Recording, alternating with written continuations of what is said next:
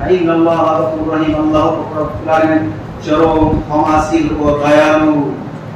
ক্ষমাশীল ও দয়ালু না হলে আমাদের মতো বেঈমানকে প্রতিদিন আমাদের মতো যদি আল্লাহ রব্বুল আলামিন মানুষের মতো যদি আল্লাহ রব্বুল আলামিন রাগ হতো প্রতিদিন ডিম বের করে দিল, প্রতিদিন ডিম বের করে দিল। ধরুন আজ জুমার দিন আমি ছিলাম না,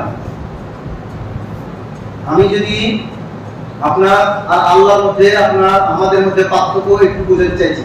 আজ জুমার দিন আমি ছিলাম না, আমি নাই, কেউ কথা বলবেন না, মানে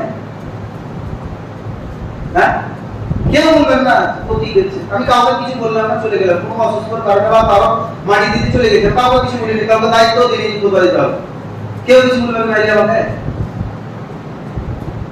খালি মারতে বাকি, মারবো না এই কথাটা বাকি, বাদ বাকি সব কিছু যা বলা সব ভুল। আল্লাহ রব্বুল আলামিন আপনাকে জন্মের পর থেকে মৃত্যু পর্যন্ত রাখছে, তবু আপনি আল্লাহর ডাকে সাড়া দিচ্ছেন না, তবু আপনাকে আল্লাহ রব্বুল আলামিন সুস্থ ভালো অবস্থায় আপনাকে রিজিক দান করেছেন, সেটা ভক্ষণ করছেন।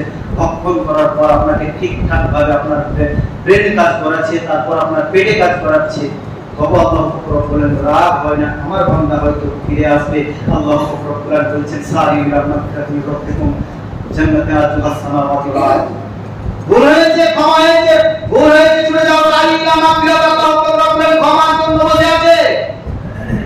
মির রাব্বিকুম আল্লাহ রব্বুল আলামিন জান্নাতুন আরদুহাস সামাওয়াতু ওয়াল আরদ। ভুল হয়েছে, ক্ষমার জন্য ওই ব্যক্তির জন্য আরদুহাস সামাওয়াতু ওয়াল আরদ, আসমান জমিনের ব্যবধান জান্নাত আপনার জন্য অপেক্ষা করছে। বলুন আলহামদুলিল্লাহ।